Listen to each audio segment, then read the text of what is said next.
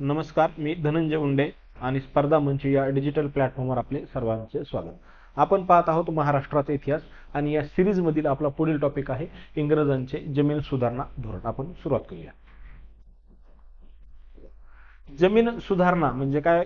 सुधारणा ह्यातून आपल्याला असा अर्थ घ्यायचा आहे की ब्रिटिशांपूर्वी भारतामध्ये एक प्रकारे जे जमीन महसूल गोळा करण्याची जी पद्धती होती त्या पद्धतीमध्ये ब्रिटिशांनी जो बदल केलाय तो बदल आपल्याला सुधारणा या शब्दामधून येथे अभिप्रेत आहे. यातली पहिली पद्धत आहे तिचं नाव आहे बघा कायमधारा पद्धती. नाव काय आहे? कायमधारा पद्धती. ही कायमधारा पद्धती कोणाच्या कालखंडामध्ये लागू झाली होती? ती लागू झाली होती तुमच्या लॉर्ड कॉर्नवॉलिस यांच्या कालखंडामध्ये.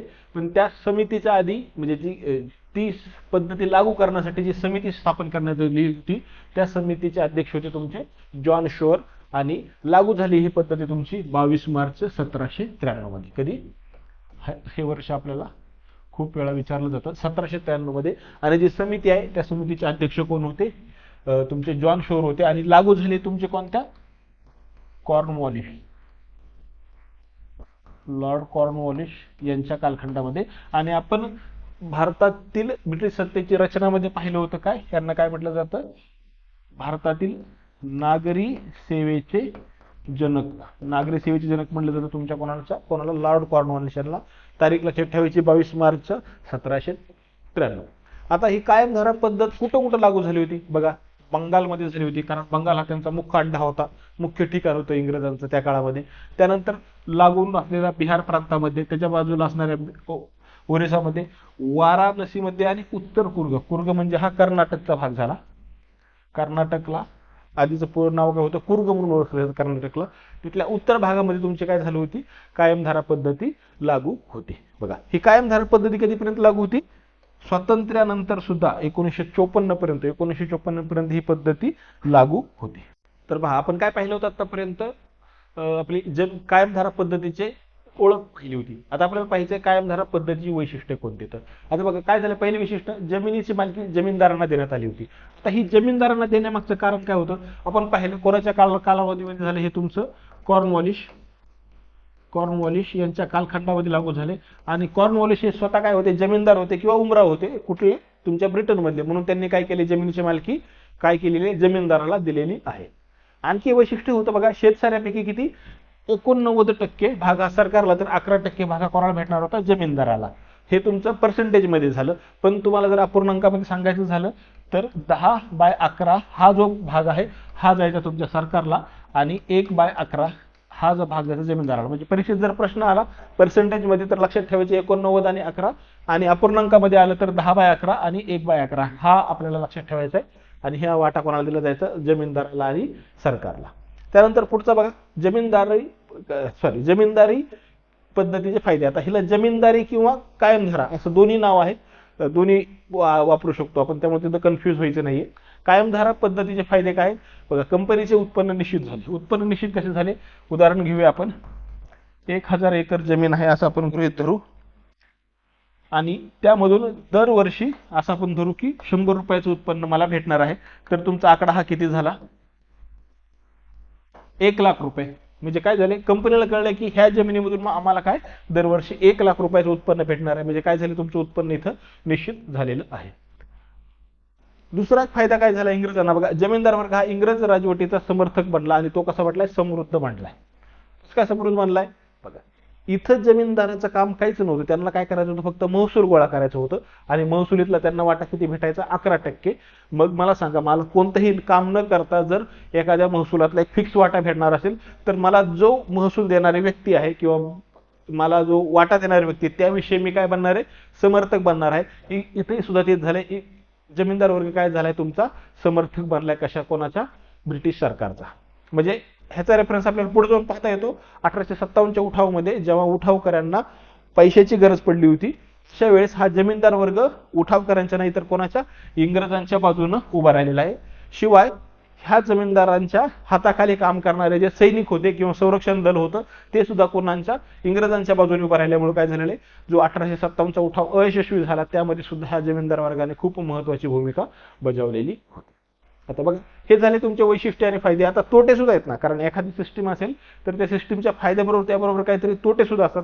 काय तोटा बघा, काय झालंय, शेतकऱ्याची जमिनीवरची मालकी संपुष्टात येऊन जमीनदार शेतमालक झालेत. म्हणजे काय झालंय, शेतकऱ्यांना कोणताही अधिकार राहिले नाही, त्यांनी फक्त कष्ट करायचे ही एकच गोष्ट त्यांच्या नशिबात आली होती आणि सर्व अधिकार तुमचा कोणाकडे गेला, जमीनदाराकडे गेलेला आहे. दुसरा एक तोटा काय झाला बघा, जमीन महसुलाचा संपूर्ण अधिकार मिळाल्यामुळे जमीनदार अधिक महसूल मिळवण्यासाठी शेतकऱ्यांचे शोषण करू लागला. आता हे शोषण कसं होऊ लागलं बघा, मी तुम्हाला काय म्हटलं होतं, असं आपण गृहीत धरूया, हे किती, एका शेतकऱ्याकडून 1 एकर मधून काय करणार होते, हे 100 रुपयाचा महसूल भेटणार होता, त्यातला 11% शेतकऱ्याला भेटणार होता, बरोबर, सॉरी 11% तुमच्या जमीनदाराला. मग 100 रुपयाच्या महसुलामागे मला 11 रुपये भेटणार आहेत. जर हे महसूल मी 200 रुपये केलं कोणत्याही मार्गाने तर मला भेटणार आहेत 22 रुपये.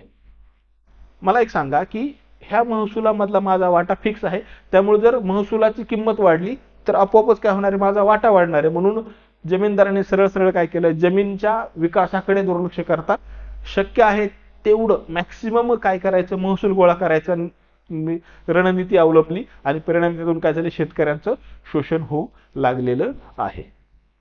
आणखी एक तोटा आहे, तिसरा तोटा बघा, हे शेतकऱ्यांचं शोषण सुद्धा होत होतं. पण आता एक गोष्ट अशी आहे, इथं काय झालंय, सरकारचा वाटा ठरला होता बरोबर, पण जमीनदाराने आणखी एक गोष्ट सुरुवात केली. समजा असं आपण गृहीत धरू की इथे एखाद्या जमिनीतून ठरलंय 100 रुपयाचाच महसूल गोळा करायचा, हे सरकारी कागदपत्रामध्ये लिहिलेलं आहे. मला सांगा, शेतकरी जो सरकारला वाटा जाईल तो ह्यातनच जाईल, पण जमीनदाराने आणखी गोष्ट सुरुवात केली की हे 100च्या ऐवजी जास्तीचा महसूल गोळा करण्यास सुरुवात केली. समजा आपण उदाहरणादाखल गेलो, 150 रुपयाचा महसूल गोळा केलाय. आता सरकारी आकडेवारीनुसार 100 रुपयामधूनच 89 रुपये जमा झाले पाहिजेत. म्हणजे बघा, इथले 89 मधले हे तुमचे 11 रुपये प्लस हे वरचे एक्स्ट्राचे 50 रुपये, 50 रुपयाचा बेहिशेबी मालमत्ता गोळा झाली आणि ही तुमची मालमत्ता कोणाकडे राहायची, तुमच्या जमीनदाराकडे राहायची. म्हणजे अशा तऱ्हेने ह्या जमीनधारा पद्धतीने किंवा कायमधारा पद्धतीने काय झाले, शेतकऱ्यांचं बी शोषण होऊ लागलं आणि सरकारचा महसूल सुद्धा काय झालेला तुमचा बुडू लागलेला आहे. आता ही झाली तुमची जमीनधारा किंवा कायमधारा पद्धती. आता पुढची पद्धत आहे रयतवारी पद्धती. ह्याच्यामध्ये बघा भूमिका कोणाची, प्रश्न इथे येऊन गेलेला आहे की रयतवारी पद्धती लागू करण्यामध्ये कोणाची महत्वाची भूमिका होती. उत्तर आहे तुमचं थॉमस मनरो आणि हे काय तुमचे कॅप्टन अलेक्झांडर रीड. आता हे कुठं लागू झालेले, तुमच्या मद्रास प्रांतामध्ये. आणि थॉमस मनरो कोण होते, तुमचे गव्हर्नर होते. कुठले, मद्रास प्रांताचे. तिकडं काय होतं, तुमच्या रयतवारी पद्धतीमध्ये, सॉरी कायमधारा पद्धतीमध्ये भूमिकर जो किती होता, 89% कोणाला द्यायचा होता, तुमच्या सरकारला द्यायचा होता महसुलापैकी. इथं काय केलं त्यांनी, भूमिकर कमी केला हा आणि हा फक्त 33% केलाय. तिकडं काय होतं, कालावधी अमर्यादित होता. म्हणजे ज्यावेळेस कायमधारा पद्धतीत तुम्हाला मी सांगितलं कोणती समिती होती, जॉन शुअरने काय म्हटलं होता, ही जी पद्धती आहे आपण फक्त 10 वर्षांसाठी लागू करू. पण ही जी शिफारस आहे ती लॉर्ड कॉर्नवॉलिस यांनी नाकारली आणि काय केलं, ती कायमस्वरूपी तो पद्धत लागू केलेली आहे. पण इथं रयतवारी पद्धतीमध्ये काय केलं, थॉमस मनरो यांनी भूमिकर केलाय 33% आणि कालावधी फक्त 30 वर्ष केलाय. हा कालावधी 30 वर्ष करण्यामागचं मुख्य कारण असं होतं की हा जो महसूल आहे त्या महसुलाचा अंदाज घेणं आणि त्यामध्ये बदल करणं शक्य व्हावं म्हणून तो कालावधी कमी आणि निश्चित करण्यात आला. तो होता एकूण किती तुमचा 30 वर्षासाठी. आता पुढचा मुद्दा बघा, रयतवारी पद्धत लागू असलेले प्रदेश. आता तुम्हाला म्हटलं प्रामुख्याने तुमच्या मद्रास आणि मुंबई ह्या 2 प्रांतामध्ये लागू झालाय. त्यानंतर तुमच्या पूर्व बंगालमध्ये, आसामच्या काही भागामध्ये आणि कुर्गच्या. आपण पाहिलं की कायमधारा किंवा जमीनदारी पद्धत होती ती तुमच्या कुठं, उत्तर कुर्गमध्ये होती. उत्तर कुर्ग असं आपण उदाहरण करू की हे कुर्ग म्हणजे कर्नाटक आहे, तर ही तुमची इकडे जर ही लागू झाली असेल कोणती, कायमधारा, तर मग हा जो राहिलेला भाग आहे इथं तुमची कोणती लागू झाली, रयतवारी. ओके, अशा ह्या प्रकारे काय झालेली त्याची लागू अंमलबजावणी करण्यात आलेली आहे. ओके, पुढचा मुद्दा काय बघा, रयतवारी पद्धतीची वैशिष्ट्ये काय आहे. इथे काय करण्यात आले, प्रत्यक्ष जमीन कसणाऱ्या शेतकऱ्याच्या कुवतीनुसार महसूल आकारणी करण्यात आलेली आहे. बरोबर, इथं जो शेतकरी आधी काय होतं, तिथं शेतकऱ्याची कुवत पाहिली जायची नाही, त्या जमिनीचा मोजमाप करून महसूल ठरवला जायचा. तर इथं काय केलं, आता शेतकरी किती उत्पन्न देऊ शकतो किंवा महसूल देऊ शकतो ही त्याच्या कुवतीनुसार त्याची आकारणी करण्यात आलेली आहे. शिवाय जमिनीची मोजणी करून त्यातून मिळणाऱ्या उत्पन्नाचा अंदाज घेण्यात आलेला. तुमच्या कायमधारामध्ये काय केलं होतं की जमिनीमध्ये उत्पन्न किती भेटतंय ह्याच्याशी काही घेणं देणं नव्हतं. जमिनीचा आकार किती आहे त्या आकारानुसार काय केलं जायचं, उत्पन्न ठरवलं जायचं. तिथं उत्पन्न किती निघतं ही गोष्ट विचारात घेतली जात नव्हती. रयतवारीमध्ये ती गोष्ट विचारात घेतली जात होती. म्हणजे एखाद्या जर बागायती क्षेत्र असेल तर तिथं जे भेटणार उत्पन्न किती आहे तर ते जास्त असणार, तुमचं कोरडवाहू असेल तर कमी असणार. हा विचार घेतला होता तुमच्या रयतवारी पद्धतीमध्ये. आणि मग त्यानुसार काय केलं जायचं, महसूल ठरवला जायचा. तुम्हाला मी सांगितलं किती 33% हा काय होता त्याचा भूमिकर होता आणि 30 वर्षासाठी लागू करण्यात आलेला होता. पुढचा बघा मुद्दा काय, रयतवारी पद्धतीचे कंपनीला काय फायदा झाला. आता जिथं जिथं लागू झालाय महसूल शाश्वत ठेवण्यात यश झाले. म्हणजे 30 वर्षासाठी तुम्हाला काय करण्यात आलं, सेम पद्धत आहे, तुम्हाला महसूल कायम ठेवण्यात आलेलं आहे. सर्वात महत्वाचा एक फायदा काय झालाय, हा मध्यस्थांचा अडथळा दूर झालेला आहे. बघा तिथं कसं होतं, हा तुमचा शेतकरी आहे, हा तुमचा जमीनदार आहे आणि हे ब्रिटिश आहेत. कायमधारामध्ये काय केलं जातं, शेतकरी महसूल इथं द्यायचा आणि हा मग जमीनदार इथं ब्रिटिशांना जमा करायचा. पण इथं काय केलं, रयतवारी म्हणजे इथं काय करण्यात आलं, हा जमीनदार नावाचा जो मध्यस्थ आहे त्याला बायपास करून शेतकरी थेट ब्रिटिशांना काय करू शकत असे, त्यांचा महसूल जमा करू शकत असे. त्यामुळे काय झाले, हे ते तो मध्यस्थांचा अडथळा आहे तो तुमचा काय झालेला आहे, दूर झालेला आहे. हा झाला फायदा. आता कोणाला, हा कंपनीला झालेला फायदा. आता शेतकऱ्यांना फायदा काय झाला बघा, शेतकरी काय झाले तर तुमच्या जमिनीचे मालक बनले. कारण काय झाले, इथं शेतकरी स्वतः ती जमीन कसत होता आणि तो स्वतः महसूल देऊ शकत होता म्हणून तो तिथं मालक झालेला आहे. शिवाय काय झालं, शेतकऱ्यांना जमिनीचे व्यवहार म्हणजे काय, खरेदी किंवा विक्री करण्याचा अधिकार भेटलेला आहे. तुमच्या कायमधारा पद्धतीमध्ये हा शेतकऱ्यांना कोणता अधिकार होता का, नव्हता. पण तो अधिकार तुम्हाला काय दिलेला आहे, रयतवारी पद्धतीने दिलेला आहे. रयतवारी पद्धतीमध्ये बघा ह्या वैशिष्ट्याबरोबर आणखी एक प्रश्न येतो, ओरिजिन ही रयतवारी पद्धती कुठून तुमची डेव्हलप झालेली आहे. तर ती डेव्हलप झालेली, आता आपण कायमधारा पद्धत पाहिली, आणखी ही जी दुसरी आहे ही रयतवारी आणि पुढची आहे काय, महालवारी. ओके, ह्या दोन्हींचे ओरिजिन जर विचारले तर लक्षात घ्यायचे की ही हिंदू परंपरेनुसार झालेला आहे. हिंदू परंपरेनुसार आलेली तुमची रयत आहे आणि महाल आहे ही तुमची मुस्लिम परंपरेनुसार पुढे आलेली पद्धत आहे. आपण महालवर आणखी पाहणार आहोत. पण आता लक्षात घ्यायचं, रयतच्या संदर्भात विषय आला, रयत ही हिंदू परंपरेनुसार आलेली पुढे आलेली पद्धत आहे, तर महालवारी ही मुस्लिम परंपरेनुसार पुढे आलेली पद्धत आहे. आता बघा आपण बोललो रयतवारी आणि महालवारी मधला फरक पाहिला. आता आपल्याला पाहायचा तिसरा मुद्दा आहे तुमचा काय, महालवारी पद्धत. ह्याचं प्रवर्तक काय आहे, मार्टिन बर्ड. बरोबर. आता लक्षात ठेवण्यासाठी प्रश्न काय होतो तुमचा, कायमधारा कोणी, कॉर्नवॉलिसनं, रयतवारी थॉमस आणि तुमची महालला इथं मार्टिन. इथं तुमचं म आणि म दिसतंय, हे तुम्ही लक्षात ठेवलं तर तुमच्या लक्षात येईल. महालवारी लागू केली तुमच्या कुणी, मार्टिन बर्डनं केली. शिफारस कुणी केली ह्याची, होल्ट मॅकेन्झी नावाची एक समिती होती, त्या समितीनं केलं होतं. पुन्हा इथं तुमचं मॅकेन्झी दिसते महालवारीमध्ये. हे मॅ जर तुम्ही लक्षात ठेवलं तर तुमच्या लक्षात येऊ शकतं, म, मॅ आणि मा हा 3 शब्दावरून तुमची महालवारी पद्धती लागू कोणी केली होती ते तुमच्या प्रश्न सुटवू शकतो. आता पुढचा मुद्दा आहे, महालवारी पद्धत कुठं लागू होती. आता ही महालवारी पद्धत लागू होती तुमच्या उत्तर पश्चिम किंवा वायव्य, म्हणजे हा जो म्हटला भारताचा नकाशा आहे, असं काढूया आपण, हा इथं जो भाग आहे त्याला म्हटलं जातं तुमचा वायव्य प्रांत. त्या वायव्य प्रांतामध्ये तुमची काय होती, महालवारी पद्धत लागू होती. शिवाय ती आग्रा, मध्य प्रांत आणि पंजाब. आता ही कुठं लागू होती यावर कधी प्रश्न आलेला नाही, पण लक्षात राहिले तरी काय हरकत नाही. काय बघा वैशिष्ट्य काय, महालवारी काय होतं, जमीनदारी रयतवारी या दोन्हींच्या घटकांचं मिश्रण होतं. दोघांचं मिश्रण असणारी महालवारीचं हे सर्वात महत्वाचं वैशिष्ट्य आहे. प्रश्न असा येऊ शकतो की महालवारी पद्धतीमध्ये कोणत्या 2 पद्धतींचे मिश्रण आढळून येतं, तर त्याचं उत्तर असणार आहे तुमचं जमीनदारी आणि रयतवारी ह्या 2 पद्धतींचे मिश्रण आपल्याला आढळून येत आहे. पुढचा मुद्दा काय बघा, महालवारी पद्धतीची वैशिष्ट्ये काय आहे. आता आपण काय पाहिलं होतं, रयतवारीमध्ये शेतकरी हा काय केला जायचा, घटक मानला जायचा. म्हणजे समजा मी शेतकरी आहे तर माझी जमीन किती आहे त्यानुसार मी काय करणार आहे, शासनाला महसूल गोळा देणार आहे. पण इथं बदल काय करण्यात आला, इथं गाव किंवा महल हा महसुलाचा घटक मानण्यात आलेला आहे. इथला जो घटक आहे हा वैयक्तिक व्यक्तीच्या ऐवजी गाव किंवा महल झालेला आहे आणि ते गाव घटक म्हणून काय केला जायचा, महसूल गोळा केला जायचा असे. आता हा गावाचा महसूल वसूल करण्यासाठी एक व्यक्तीची नेमणूक केली जायची, त्याचं नाव होतं बघा लंबरदार. जो व्यक्ती गावाच्या महसूल गोळा करण्यासाठी जबाबदार आहे त्याला नाव देण्यात आलं होतं तुमचा लंबरदार. हे वैशिष्ट्य झाले. आता पाहूया आपण महालवारी पद्धतीचे कंपनीला झालेले फायदे. बघा पुढचा तोच मुद्दा आहे, महसुलाचा पुरवठा शाश्वत ठेवण्यात यश. म्हणजे जमिनीला ब्रिटिशांना कळलंय की आपल्याकडे किती महसूल गोळा होतोय. त्यानंतर दुसरा एक फायदा काय झालाय, रयत आणि सरकार यांच्यामध्ये अप्रत्यक्ष संबंध. आता आपण तिथं पाहिलं रयतवारीमध्ये काय झालं होतं, प्रत्यक्ष संबंध निर्माण झाले होते, तर इथं काय झाले तुमचे अप्रत्यक्ष संबंध निर्माण झाले.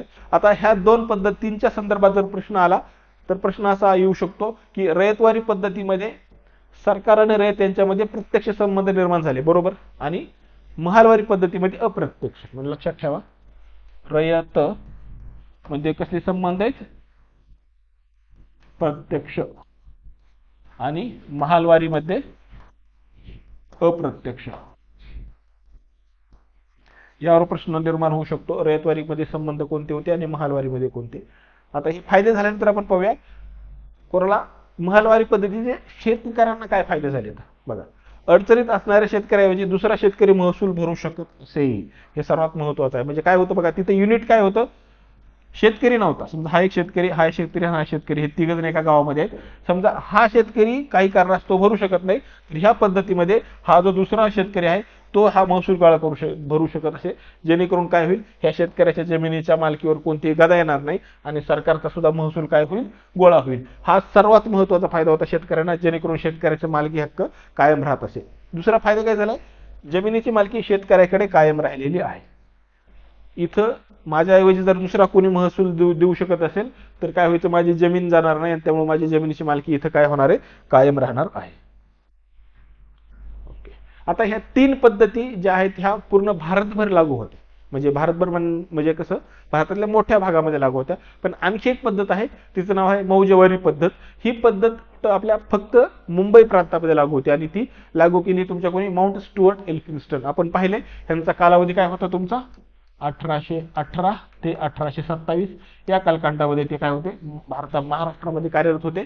त्यातल्या 19 पासून 27 पर्यंत गव्हर्नर होते आणि 18-19 काय होते, ते डेक्कन कमिशनर म्हणून कार्यरत होते.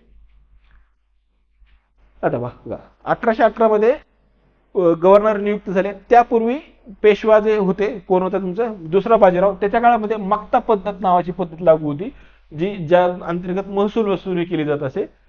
एल्फिन्स्टनचं काय म्हणणं होतं की त्याला बंगालमध्ये लागू असलेली तुमची जमीनदारी पद्धत मान्य नव्हती. त्याचं म्हणणं होतं की ही जमीनदारी पद्धत योग्य नाही, म्हणून त्याने काय केले, ही जमीनदारी पद्धत अमान्य केली आणि रयतवारी पद्धतीमधल्या उणिवा दूर करून एक नवीन पद्धत विकसित केली. त्या पद्धतीला म्हटले मौजेवारी. म्हणजे प्रश्न असा होऊ शकतो की जमीनदारीच्या ऐवजी त्यांनी काय केले, रयतवारी पद्धतीमधले ज्या सुधारणा केल्यात आणि सुधारणा करून जी नवीन पद्धत शोधली त्या पद्धतीचं नाव तुमचं काय आहे, मौजेवारी पद्धती आहे.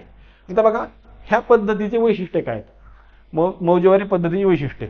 आता काय, शेती कसणारा शेतकरी हा जमिनीचा मालक बरोबर, रयतवारीमध्ये जमिनीचा मालक शेतकरीच होता, त्यामुळे तिथला जो गुणधर्म आहे तो इथं कायम घेण्यात आलेला आहे. ओके, इथं काय केलंय, मौजेवारी पद्धतीमध्ये शेतकऱ्याला कोणकोणते अधिकार होते, जमीन घाण टाकणे, खंडाने देणे किंवा विक्री करणे, हे 3 अधिकार देण्यात आले तुम्हाला, कोणाला, शेतकऱ्याला देण्यात आले होते. रयतवारी तुमच्या जमीनदारीमध्ये हे अधिकार शेतकऱ्याला नव्हते. जे रयतवारीमध्ये होते ते पुन्हा काय केले, त्यामध्ये थोडी सुधारणा करण्यात आलेली आहे. ओके, त्यानंतर जमीन महसूल गोळा करण्याची जबाबदारी कंपनीच्या सरकारी नोकरांकडे देण्यात आली. म्हणजे तुमच्या महालवारीमध्ये काय केलं होतं, लंबरदाराची नेमणूक केली होती. आता त्यांनी लंबरदार नको म्हटलं, तर लंबरदाराच्या ऐवजी इथं काय, सरकारी नोकराची नियुक्ती केली आणि त्यांची जबाबदारी काय असणार, त्यांनी काय करायचं आहे, महसूल गोळा करायचा आहे. शिवाय एक गोष्ट महत्वाची, एका विशिष्ट कालावधीनंतर जमीन महसुलाचे पुनर्मूल्यांकन, म्हणजे एक ठराविक कालावधी दिला जायचा जमिनीनुसार आणि त्या कालावधीनंतर त्या जमिनीमधून किती महसूल भेटतोय याचं पुनर्मूल्यांकन म्हणजे रिव्हॅल्युएशन केलं जायचं आणि त्यानुसार काय केलं जायचं, महसूल निश्चित केला जात. अशा तऱ्हेने आपण ब्रिटिशांचे भारतातील जमीन सुधारणा धोरण हा टॉपिक पाहिलेला आहे. आपण थांबूया, भेटूया नवीन व्हिडिओमध्ये. धन्यवाद.